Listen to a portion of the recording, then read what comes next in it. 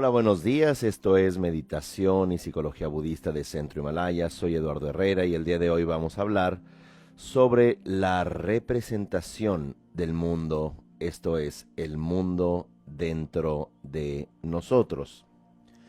Y lo que significa es que, como dice el neurocientífico Anil Seth, no es tanto que ocurra fuera de nosotros que exista, como más bien nuestro cerebro es el que genera una construcción de sí misma.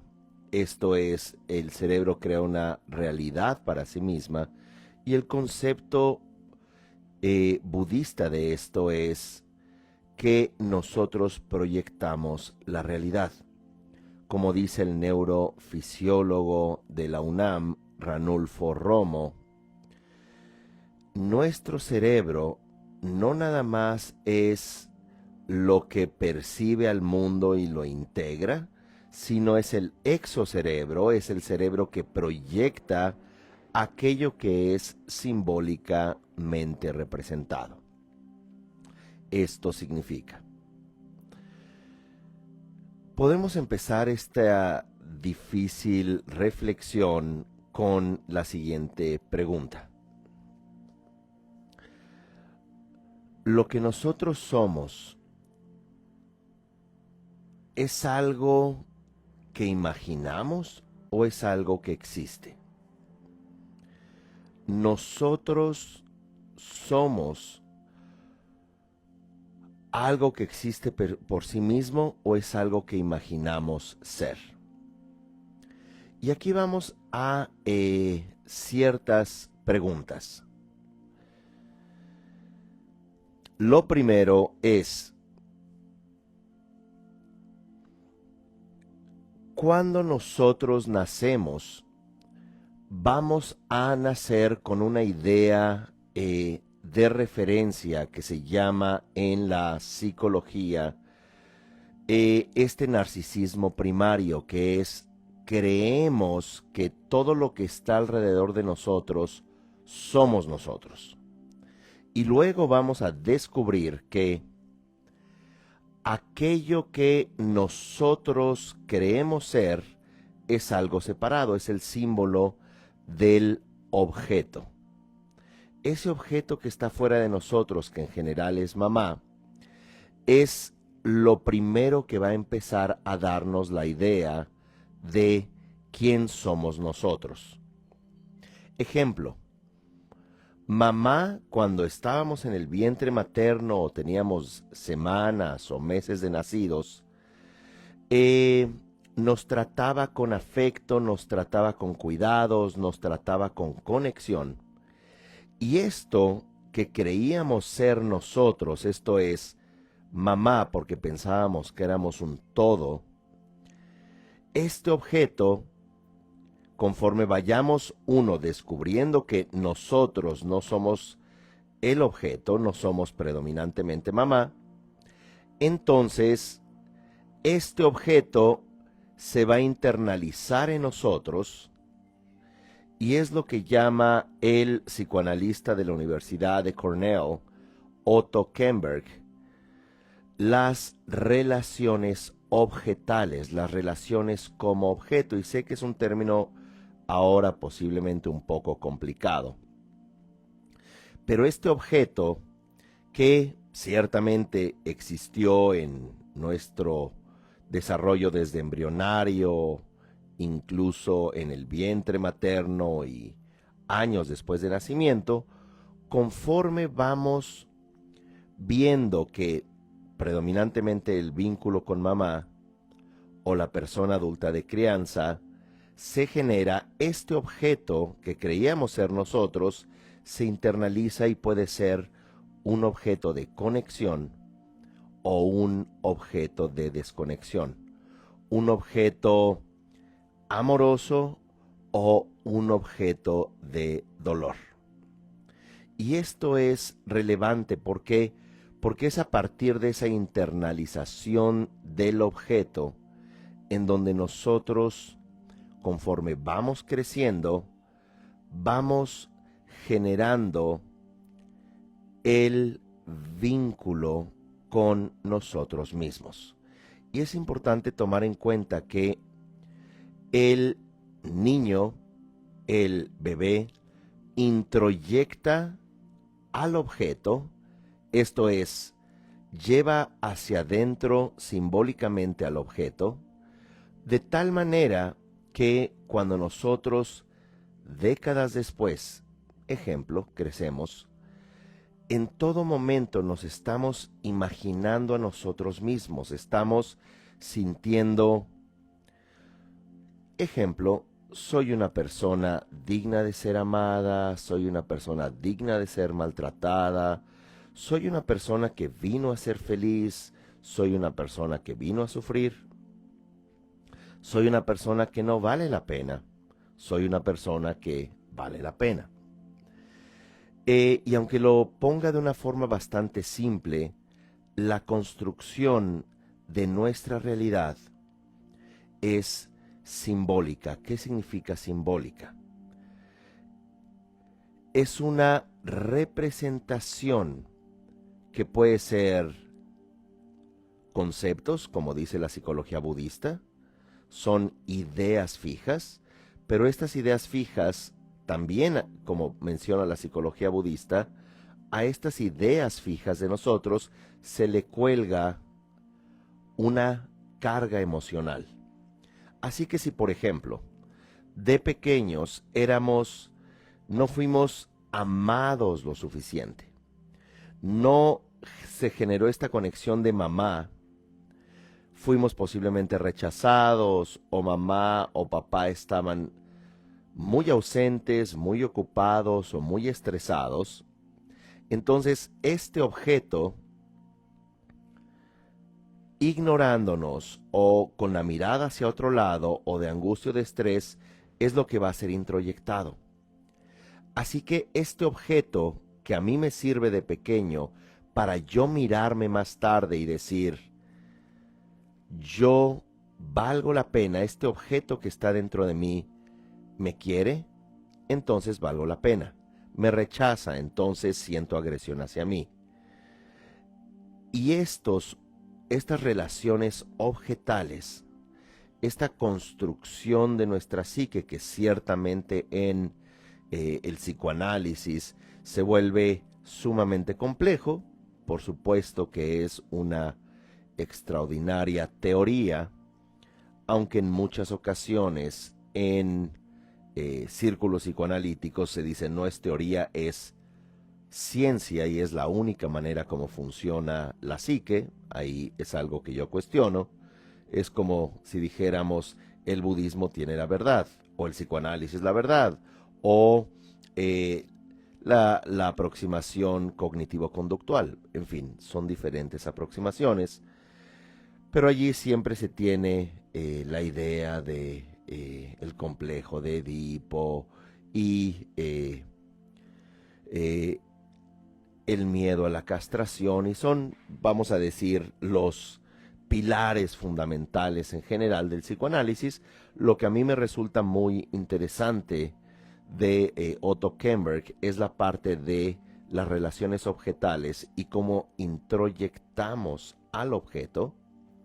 Este objeto que es mamá, papá, el entorno, el amor, la seguridad, la pertenencia, pasan décadas, como ya argumenté, y es desde donde nosotros nos vamos a mirar. Ese objeto, y cuando digo objeto es el referente de nosotros, va a sentir, esta persona va a sentir que estos objetos, estas personas, mamá, papá, su amor, su rechazo, el entorno, va a sentir que le siguen hablando, como en una película. Honestamente no recuerdo el título. De hecho, me parece que fue un trailer, fue un promocional de esa película, donde este personaje de la película decía, es que sigo escuchando la voz de mi mamá y mi papá peleando dentro de mi cabeza. Se me quedó muy grabada esta frase, porque es justamente la noción de estas relaciones objetales. Uno sigue como mantra recibiendo estas palabras, estas muestras de afecto, estas muestras de desconexión, de ausencia, a través de símbolos, a través de esto que representó mamá, esto que representó papá, los hermanos, pero fundamentalmente esta relación que va creando la estructura fundamental en nuestra psique, en nuestra mente, a través de esta introyección objetal. De tal manera que vamos a hablar de una forma práctica y preguntarnos si estas representaciones de nosotros mismos en el pasado son representaciones buenas o malas, y cómo podemos saber si son buenas o malas.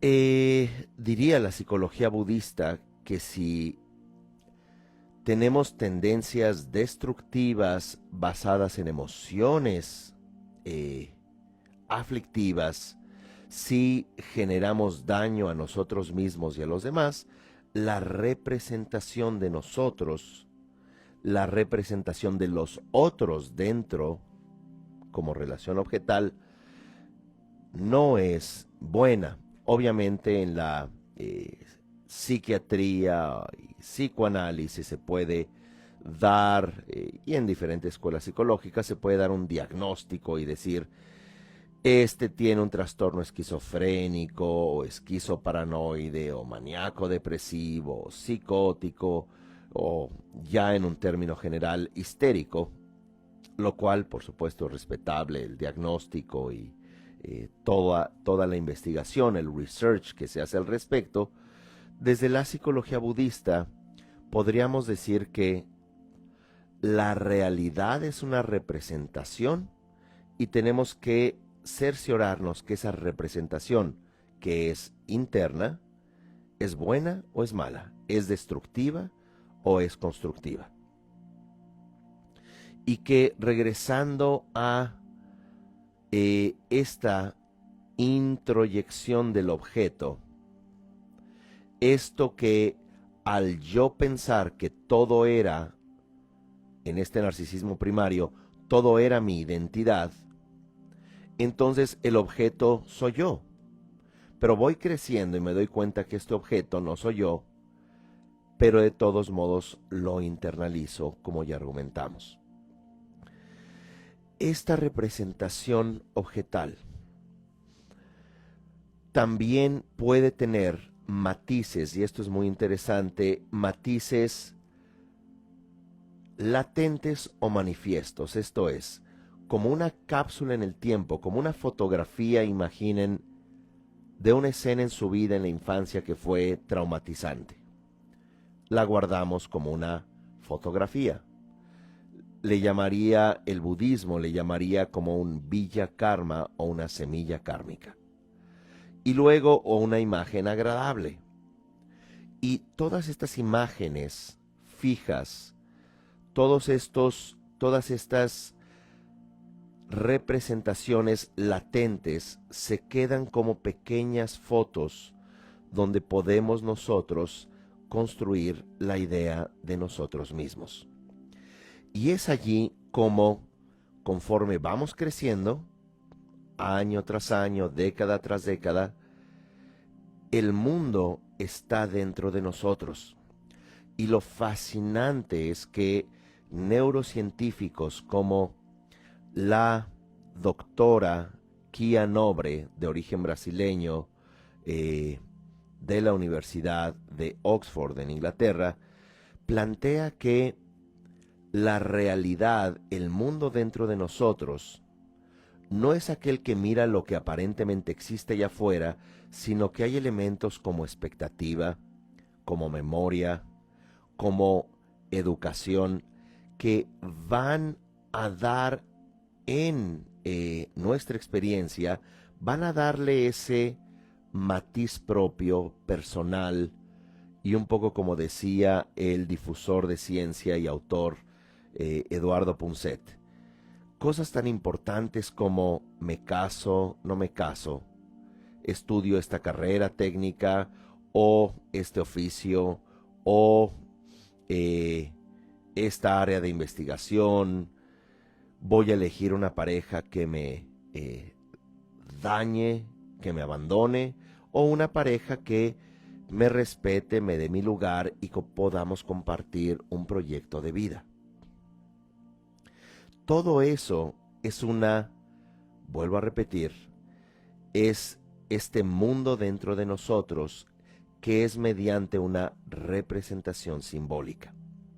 Y que esta representación simbólica, vuelvo a la idea original, son pequeñas imágenes, pequeños espejos, podemos decir, que en nuestra infancia predominantemente generamos aquello llamado una relación de introyección, una relación objetal, eso es de objeto, y todos estos objetos que están en relación con nosotros van creando preguntas muy relevantes para nosotros, que de hecho hacemos de manera inconsciente. Y estas preguntas inconscientes, esta película que proyectamos hacia afuera, este personaje que representamos, puede ser evidencia de una conexión o una profunda desconexión. Y primero voy a comenzar con dar ejemplos de desconexión dentro de estas relaciones objetales que crean la película de nuestra vida, crean el personaje que creemos ser, el personaje deprimido, obsesivo, contenido, pleno, feliz, relajado, adicto, suicida, homicida o como quiera que fuere.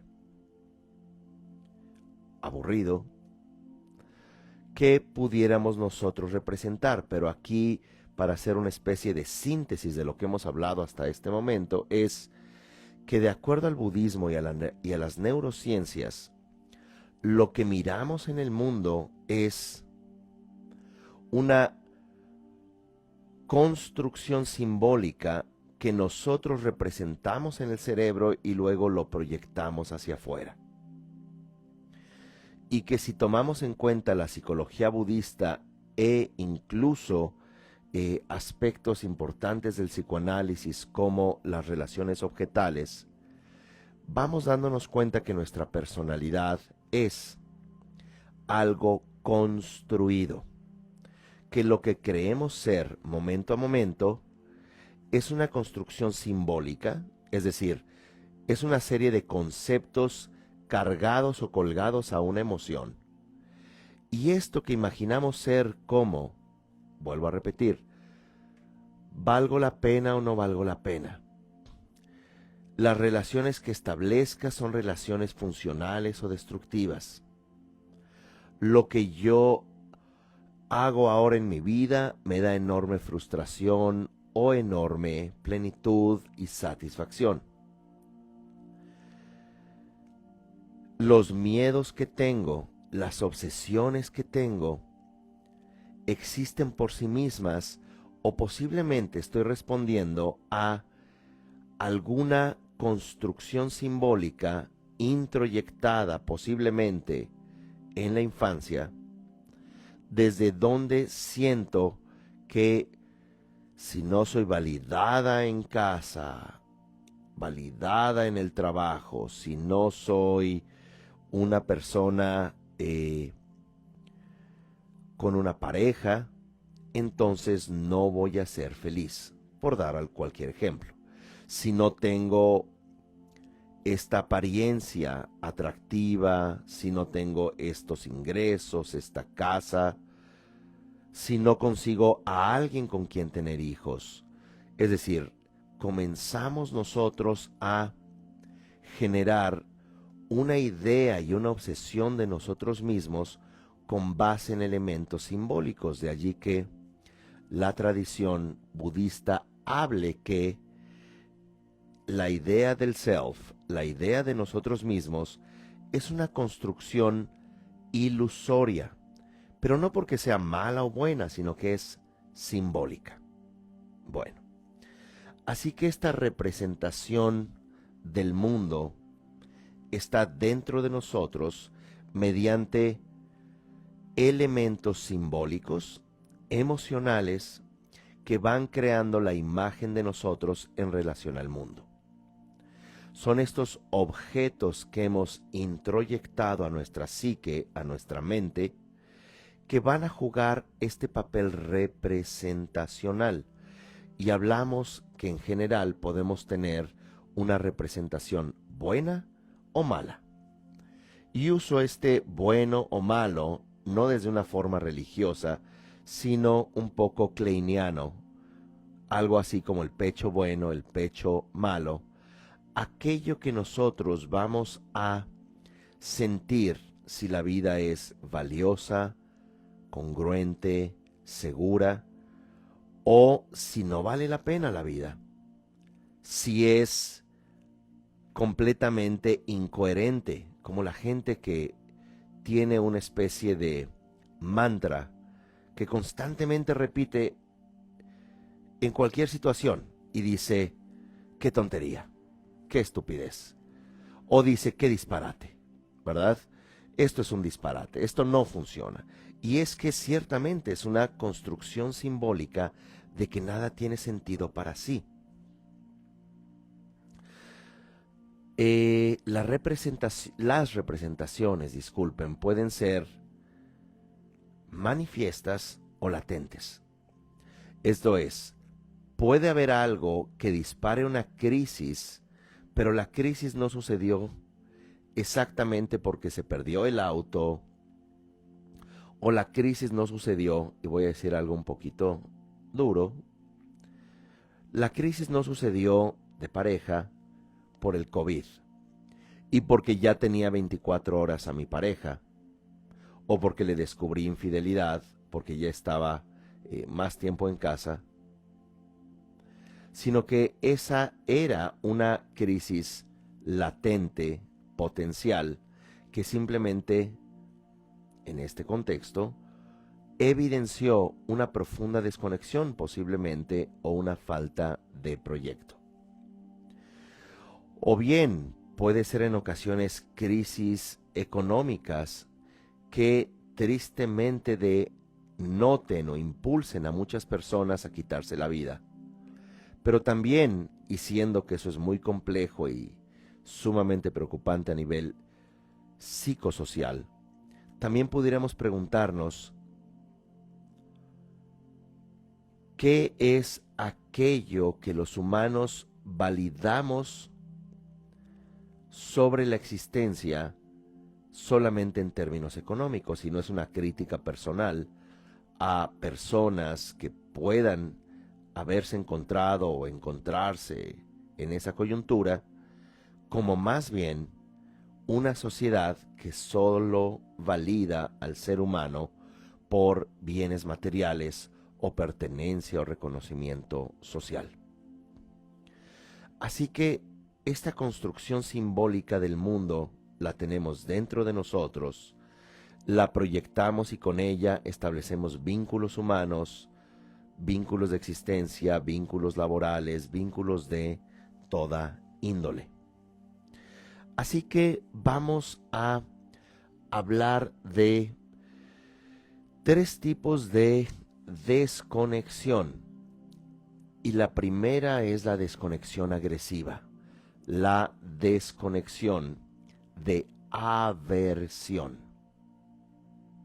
Y en este caso, la desconexión agresiva, esta primera, es donde las relaciones objetales que tenemos dentro, particularmente en la infancia, es donde es posible hayamos recibido suficiente rechazo como bebés, como individuos, incluso previo a nacer, desde donde cuando tratemos de mirarnos hacia nosotros o mirar a nosotros mismos, va a haber una desconexión de aversión. Y aquí podemos nosotros encontrar a personas que, por ejemplo, se rechazan a sí mismas constantemente. No soy suficiente.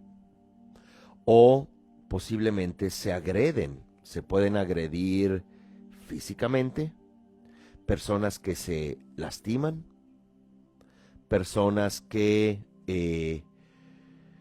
si no con objetos físicos, se pueden lastimar en relaciones desde donde su inconsciente entra en contacto, traducción, se enamora, siente mariposas en el estómago con individuos que le van a lastimar física, verbalmente, pero aquí quiero traer la reflexión que es un lastimarse simbólicamente. Generas un objeto que repites que tiene que ver con tu estructura, con la imaginación del mundo dentro de ti, desde donde es aversión, donde es todo lo negativo. Así que constantemente, consciente o inconscientemente, nos saboteamos, nos lastimamos, constantemente incluso podemos nosotros estar enfermos. Podemos ser personas que nos dañamos incluso con adicciones, pero fundamentalmente es un rechazo constante a quien somos.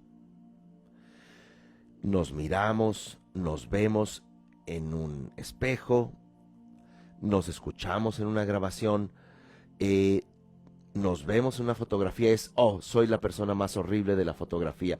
Uy, me escucho ridícula en esa grabación. Uy, qué voz tan horrible tengo. No sirvo.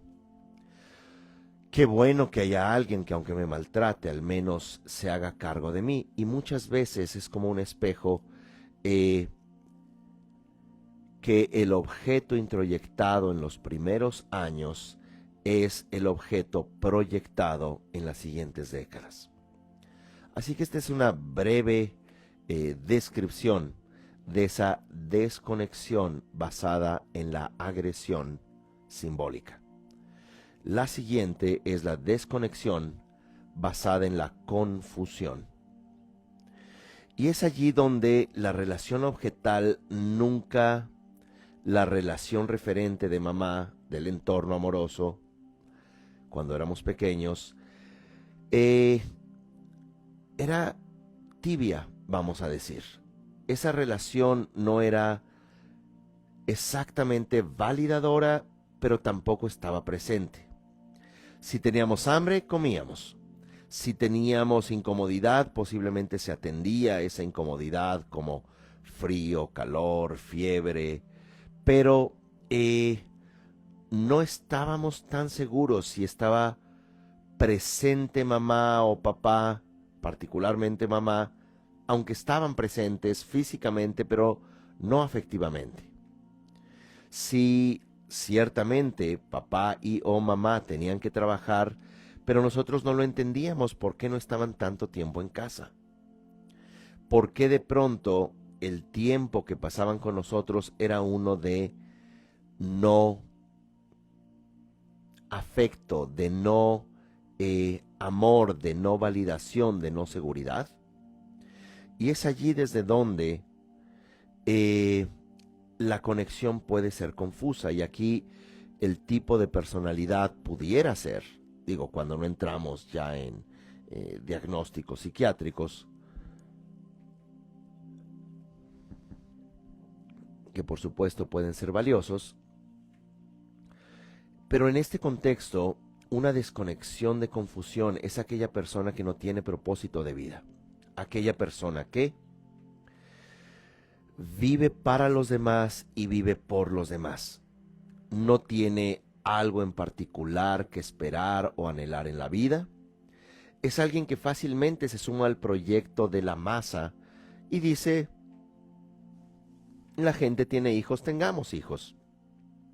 La gente tiene una tablet, pues tengamos una tablet. No la uso, pero compro la tablet. La gente está estudiando comunicación, pues estudiemos comunicación, ¿por qué no? Aquí podemos encontrar gente que se puede volver fanática de causas que no son propias.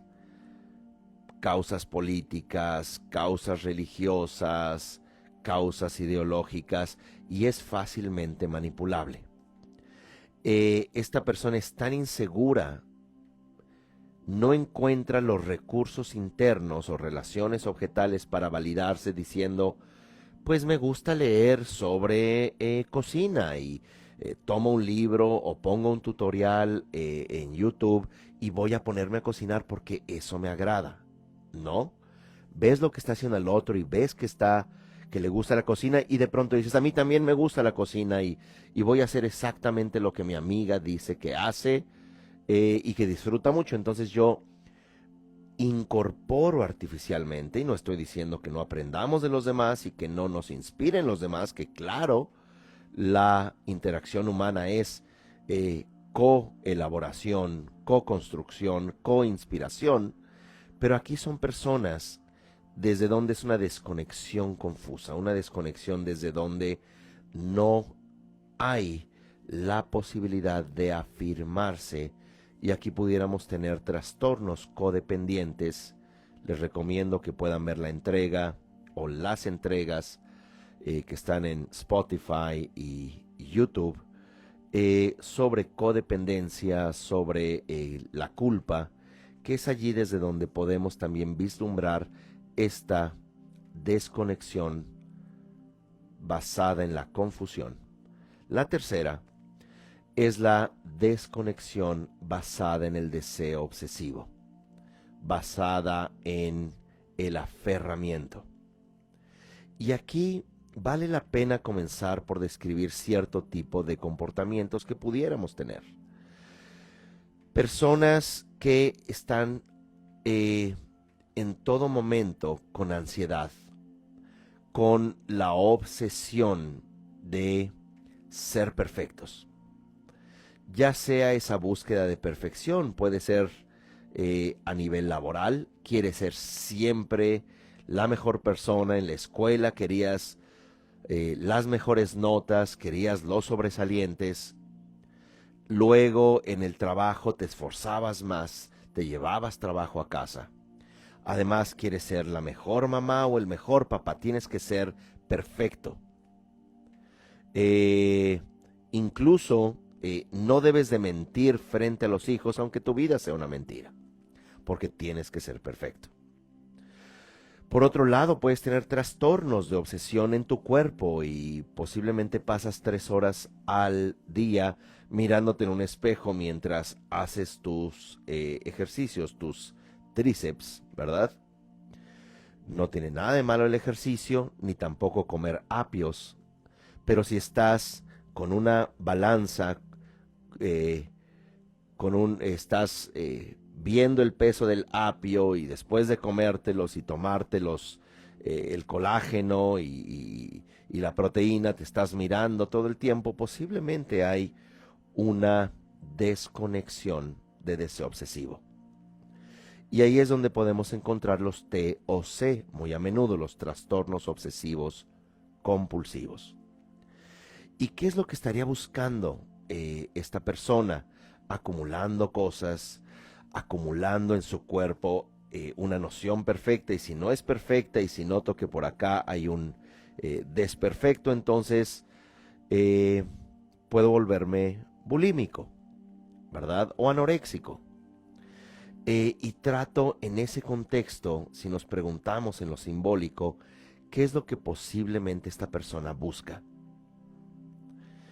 Esta persona en el objeto simbólico, en el objeto introyectado, en esta relación objetal, lo que posiblemente está buscando es ganar el amor, ganarse el amor, porque en esta reflexión pudo no haber recibido este amor gratuitamente. Posiblemente tuvo, además de padres desconectados, un entorno utilitario donde posiblemente una relación objetal narcisista le dijo: tú, para ser mi hija, tienes que hacer esto, tienes que hacer aquello, si no haces 4 horas de danza, si no sacas las mejores notas y si no te comportas como yo quiero, entonces es ahí donde tienes que ganarte el amor. Y es donde posiblemente vemos a muchas personas obsesivamente construyendo su relación objetal en las pantallas de las redes sociales, y todo el tiempo es la imagen de sí mismos, todo el tiempo es bailando, haciendo tonterías, ¿verdad? Performances, sonriendo, poniendo filtros todo el tiempo en la postura, proyectándose como muy espirituales o místicos o muy exitosas, muy exitosos. Hasta te comparten su libro, ¿verdad? Toman un libro y dicen: estoy aquí totalmente absorta, se toman la foto, ahí nada más el libro, diciendo: y casi no tengo tiempo de presumírselos porque soy tan especial. Seguramente sí.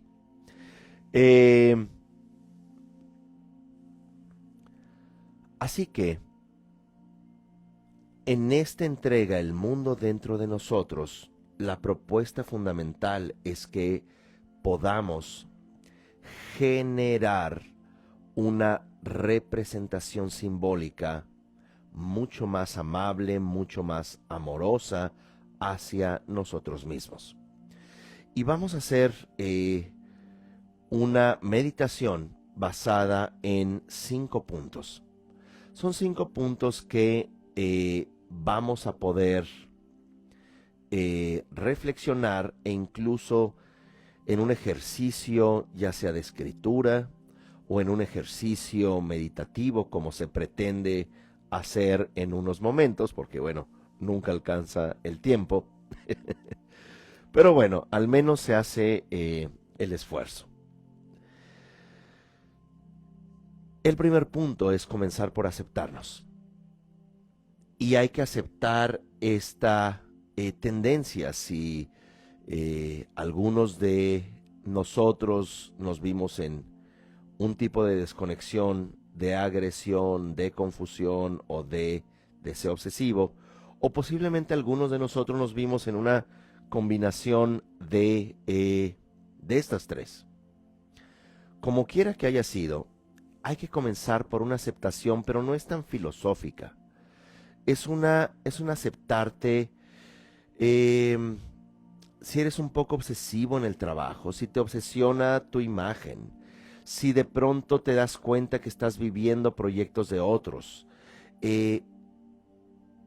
o como fuere, comenzamos por esta aceptación. Comenzamos por darnos cuenta, sin tratar de cambiar nada. Acéptate en este momento con tus fracasos, con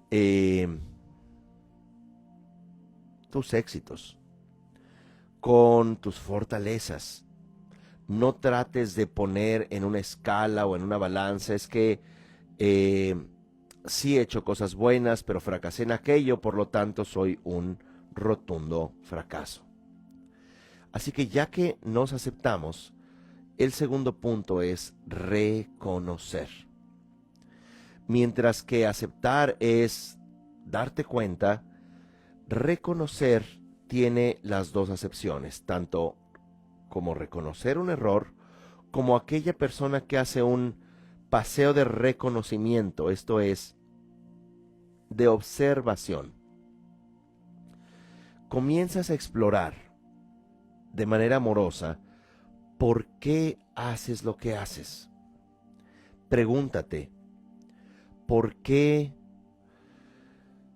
me obsesiono tanto con el trabajo?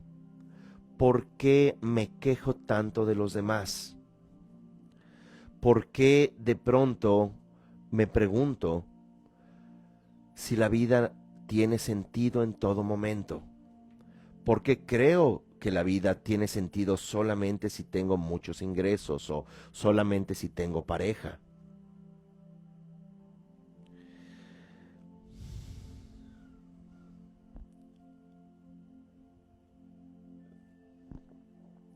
Aceptar, reconocer.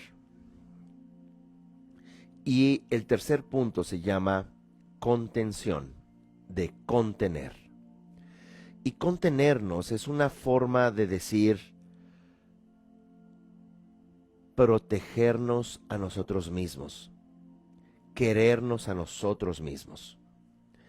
Y es aquí desde donde podemos comenzar con un proceso de cambio. Podemos comenzar con posiblemente voy a hacer un poco de más ejercicio, posiblemente voy a bajarle un poco a mi adicción o a mis obsesiones. Posiblemente voy a eh, crear cambios realistas en mí. Posiblemente si me preocupa tanto algo, voy a tratar de mirarlo o de encararlo. Así que primer punto, aceptarnos. Segundo, reconocer. Tercero, contención. Porque muchas personas, cuando no practican la contención, practican se diría en español de España, este recogimiento, este estar contigo. La gente dice, me voy a superar porque soy una basura, me voy a superar y ahora sí, porque no sirvo para nada, entonces voy a hacer tantos rituales al día y voy a hacer tantos mantras al día y voy a acabar y voy a hacerme un retiro de 3 meses o 3 años porque no me aguanto. El siguiente punto es orientarnos. Y es bonita la palabra orientarse, porque es una forma de decir ubicar, pero también direccionar o redireccionar. Y es aquí donde podemos comenzar a hacer, en el contexto de esta representación simbólica dentro de nosotros, como se dice en un axioma psicoterapéutico, infancia no es destino. Condiciona mucho, pero tenemos que hacernos responsables de nuestra experiencia. Sí, de acuerdo, vivimos 3 divorcios muy complicados, esperemos que este cuarto no lo sea. De acuerdo.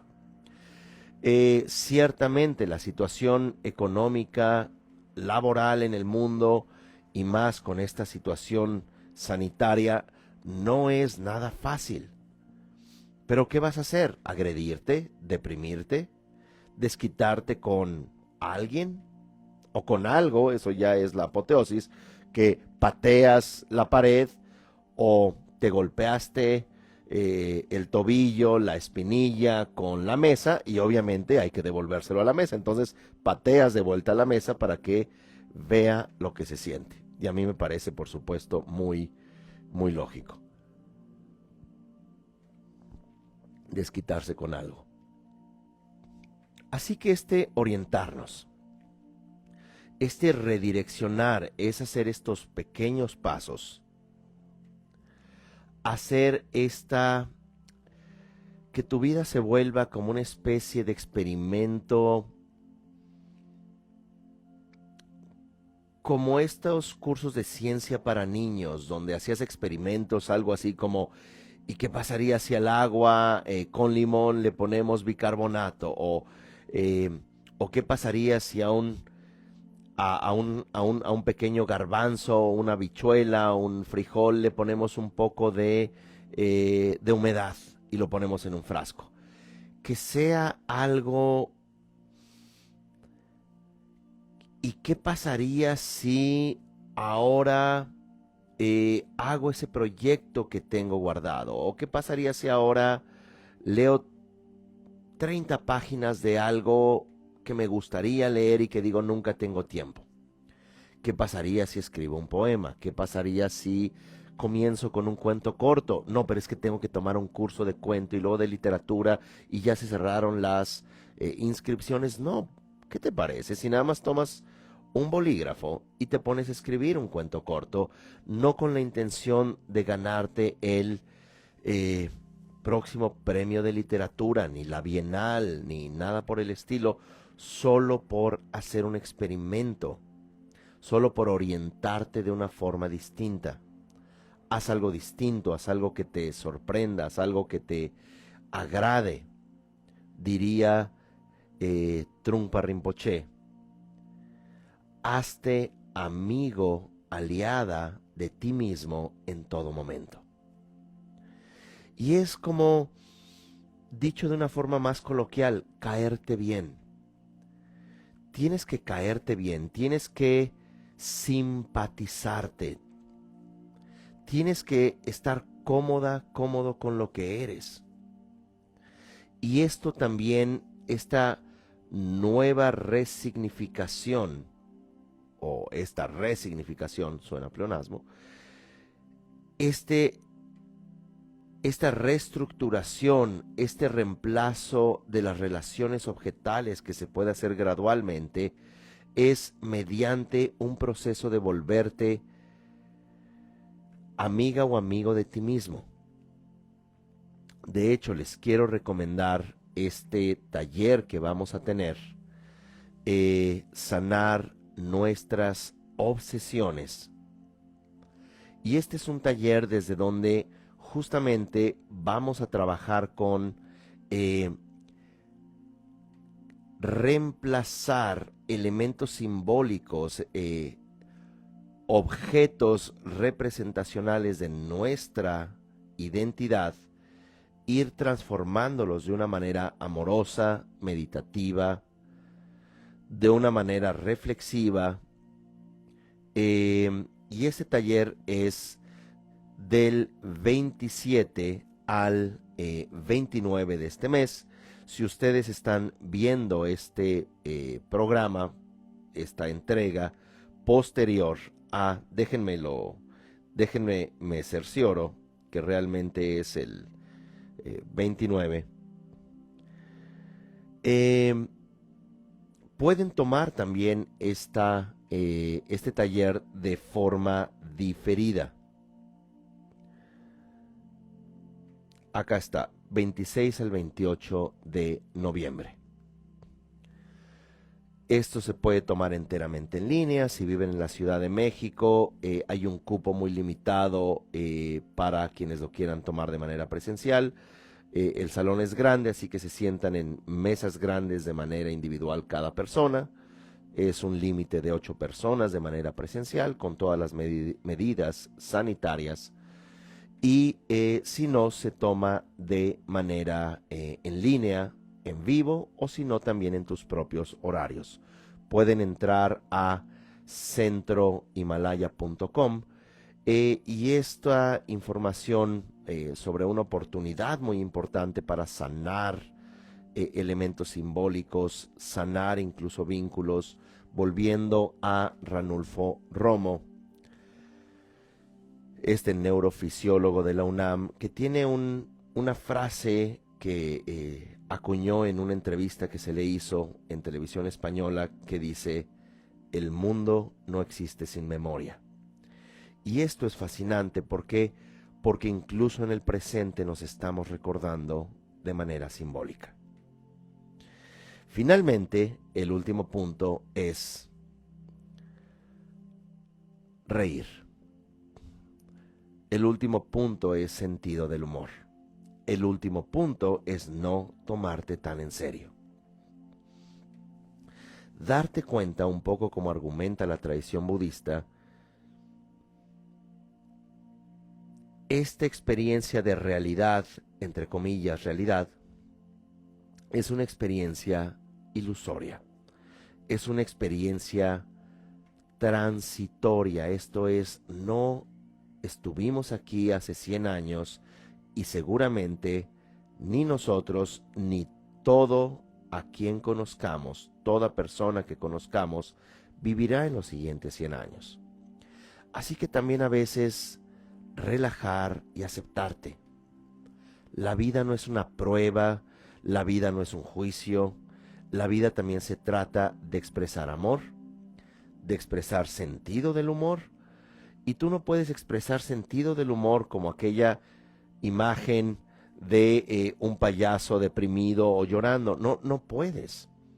No puedes nada más ser una fachada externa, o suena pleonasmo, una fachada o una representación externa del éxito, sino que tienes que también generar esa relajación, esa flexibilidad, esa habilidad también de no tomarte tan en serio. Así que bueno, vamos a hacer un ejercicio meditativo basado en estos 5 puntos, breve, porque como saben el tiempo se va.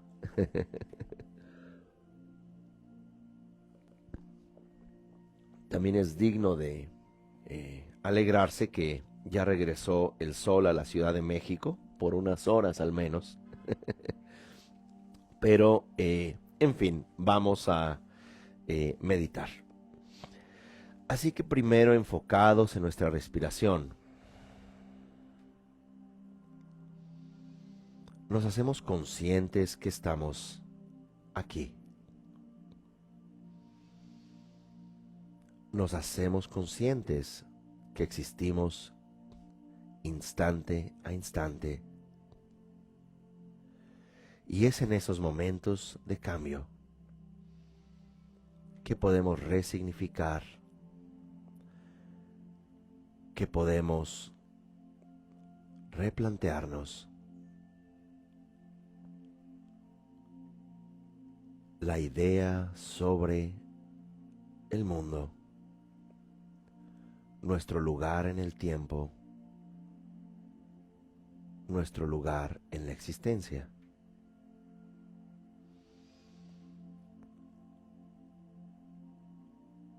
Así que el primer punto es aceptarnos. Aceptar este instante, este momento. Aceptar que hemos llegado hasta aquí, a este momento presente, con toda nuestra historia, con todos nuestros aciertos y desaciertos.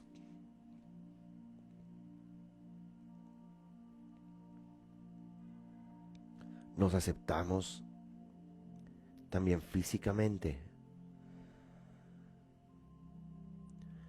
Aceptamos nuestras extremidades, nuestros órganos. Aceptamos nuestra apariencia. Aceptamos el brillo de nuestros ojos, la habilidad de degustar sabores, de percibir olores, de sentir al mundo a través del tacto.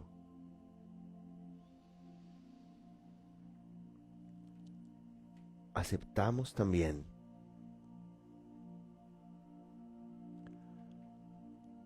nuestra historia. El segundo punto es reconocer. Reconocemos en esta historia que hay cosas que nos han lastimado, que los demás, incluso cuando éramos pequeños, actuaron de formas que posiblemente no nos ayudaron o no nos hicieron felices, que posiblemente la soledad que pudiéramos experimentar, o depresión, o obsesión, o aversión, es parte de nosotros. Y reconocemos que con todo y esto, estamos aquí. Y esto nos lleva al tercer punto de la meditación, que es contenernos. Contenernos en el sentido de no abandonarnos, de no perder estructura, a pesar del hecho que puedan haber cosas que nos duelan en este momento, física o emocionalmente, a pesar del hecho que puedan haber desafíos que parezcan imposibles de cambiar.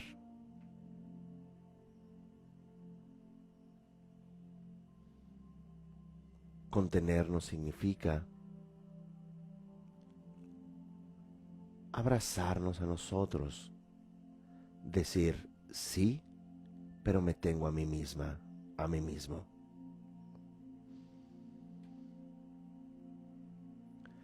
Y en este contenernos pasamos al siguiente punto, que es orientarnos. Tratamos de hacernos amigos de nosotros mismos.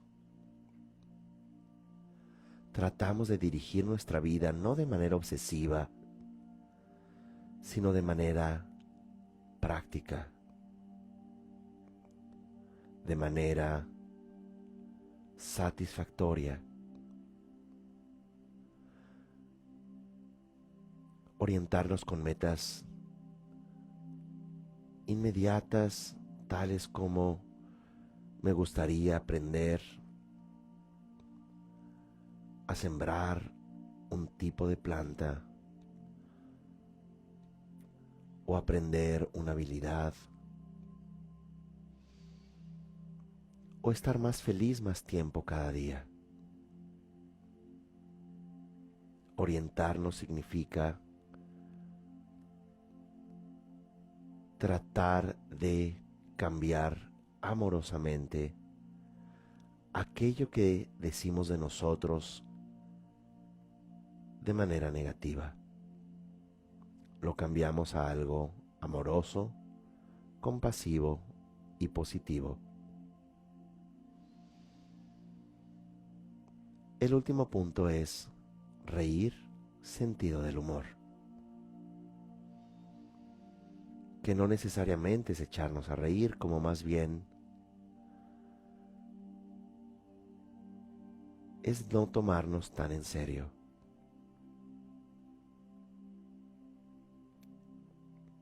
Es aceptarnos, es reírnos de nuestras inconsistencias, fracasos, obsesiones, simulaciones. Nos reímos, pero nos queremos y queremos al mundo. Y apreciamos esta oportunidad de estar conscientes y estar vivos.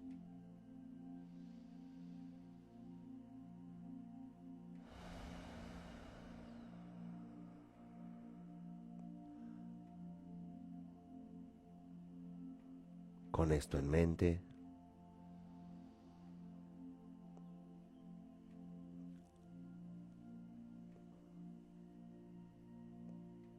traemos a la mente estos 5 puntos para concluir. Aceptarnos, 1. Reconocer, 2. Contenernos, 3. Orientarnos, 4. Y reírnos, 5.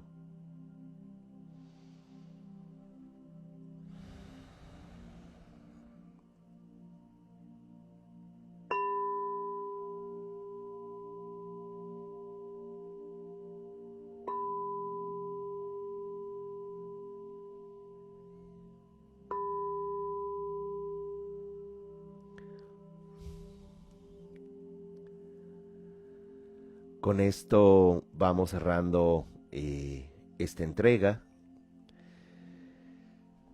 Nos vemos en la próxima entrega y ojalá nos podamos ver en el taller Sanar Nuestras Obsesiones. Que estén muy bien. Hasta pronto.